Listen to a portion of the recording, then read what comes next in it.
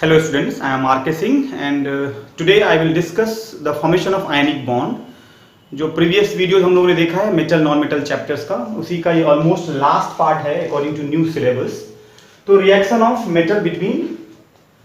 Between metals and non metals, और basically it forms ionic bond. Okay, तो हर element की अपनी एक टेंडेंसी होती है, ये आपने क्लास 9th में पढ़ा है कि हर एलिमेंट ये चाहता है कि उसके आउटर मोस्ट शेल में 2 या 8 इलेक्ट्रॉन्स हों। एक्सेप्शंस में 2 इलेक्ट्रॉन जिसको हम लोग डुएट कहते हैं, जो मेनली हाइड्रोजन और लिथियम के केस में देखने को मिलता है, जबकि रेस्ट ऑफ एलिमेंट जो है वो ऑक्टेट बनाता है।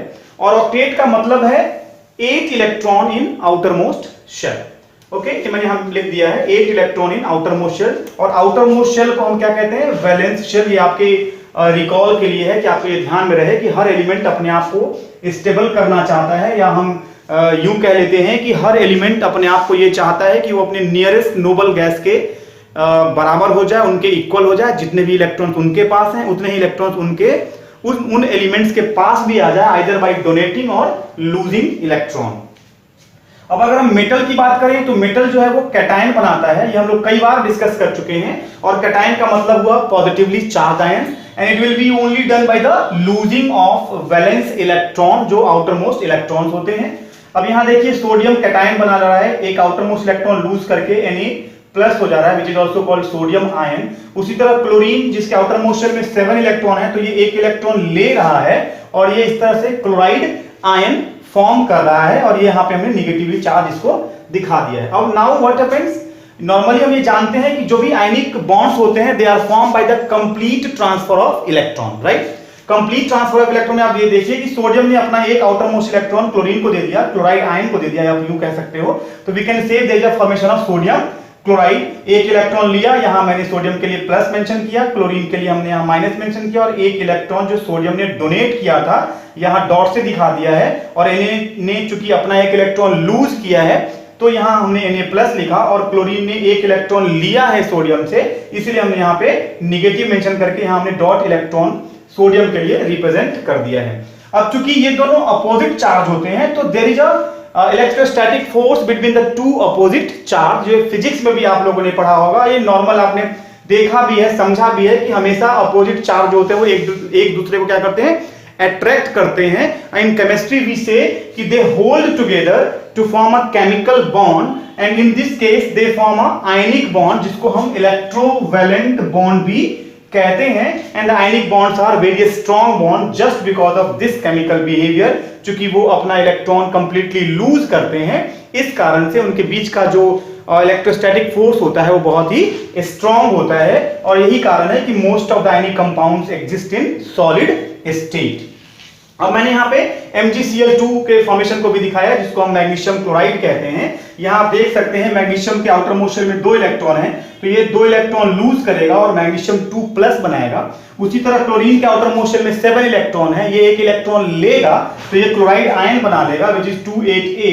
अब यहाँ मैंने मेंशन कर दिया है कि मैग्नीशियम ने अपना एक इलेक्ट्रॉन दोनों क्लोरीन मॉलिक्यूल को दिया, and then it forms a magnesium chloride MgCl2, Mg+2 charge यहां दिखाया गया है। और क्लोराइड आयन का हमने जो 2 मल्टीप्लाई किया है, क्योंकि मैग्नीशियम 2 क्लोरीन मॉलिक्यूल को अपने इलेक्ट्रॉन्स डोनेट करता है, इसीलिए हमने यहां पे मैग्नीशियम क्लोराइड को एक्सप्लेन किया है।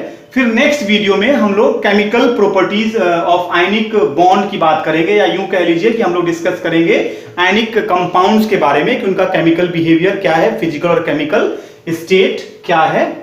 तो मैंने यहां मेंशन किया है कि अकॉर्डिंग टू द जो हमारा पुराना एनसीईआरटी बुक है जो मेरे पास है, उसमें एनसीईआरटी पेज नंबर 48 तक अगर आप देखेंगे तो वो टॉपिक जहां तक कवर हो रहा है, and that is the topic before 3.4 occurrence of metal तक ही आपके सिलेबस में इस बार आएगा बोर्ड एग्जाम में। तो हमें मेटलर्जी का हिस्सा कोई भी नहीं पढ़ना है, उसके बाद का हिस्सा कोई भी डिस्कस नहीं करना है। हमने यहाँ पे मेंशन किया हुआ है प्रॉपर्टीज ऑफ आयनिक कंपाउंड्स के बारे में। अब अगर यहाँ देखेंगे तो मैंने उन एग्जांपल्स को भी मेंशन कर दिया है, तो आपको इसके स्ट्रक्चर्स जरूर आने चाहिए कि हमें कैसे ड्रॉ करना है। मैंने प्रीवियस वीडियो में स्ट्रक्चर्स 2 मॉलिक्यूल के ड्रॉ कर दिए हैं, तो रेस्ट ऑफ जो है आप डिस्कस कर सकते हैं। अगर उसके बाद भी कोई डाउट रह जाता है तो आप मुझे कमेंट बॉक्स में डिस्कस कर सकते हैं, so that I can explain to those ionic compound as well. Okay, तो अभी डिस्कस करते हैं हम लोग कि जो आयनिक कंपाउंड है ये हम नॉर्मली पढ़ चुके हैं, पिछले 4 वीडियोस में देख भी चुके हैं कि they are solid because of the strong force of attraction, है ना, दैट इज इलेक्ट्रोस्टैटिक फोर्स। अब जब वो स्ट्रॉन्ग है तो इसका मतलब उसको ब्रेक करने के लिए हमें बहुत ज्यादा एनर्जी की जरूरत होगी। तो यही कारण है कि इनका जो मेल्टिंग एंड बॉइलिंग पॉइंट है वो बहुत ज्यादा होता है। और ये पूछा भी जाता है कि why any compounds have a high melting and boiling point, तो just because to break the strong force we need more energy.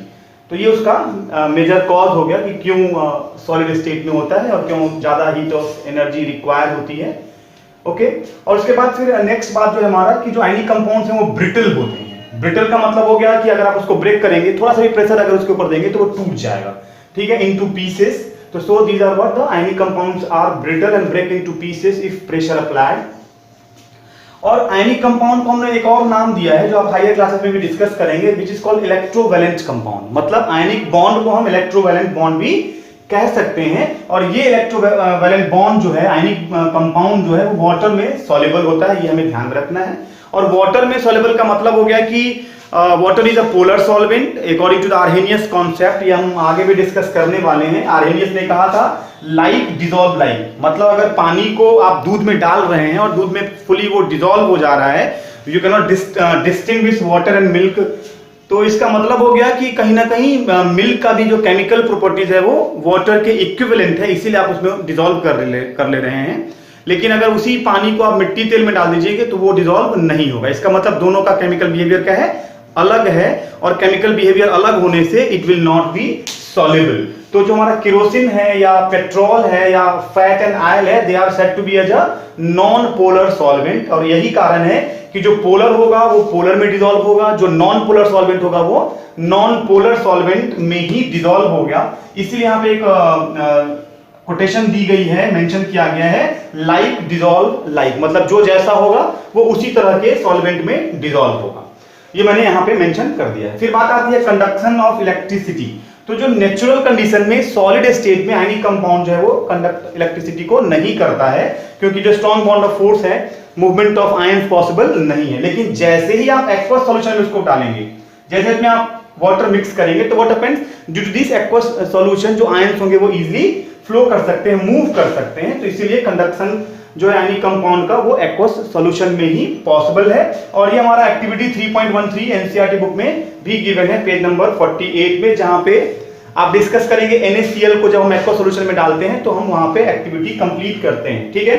तो ये था हमारा टॉपिक आयनिक कंपाउंड की प्रॉपर्टीज के बारे में। हम होप करते हैं कि आपको ये चैप्टर बिल्कुल कंप्लीटली समझ में आ गया होगा। इसको आप अपने फेयर नोटबुक में भी इजीली लिख सकते हैं, so that it will be useful to you.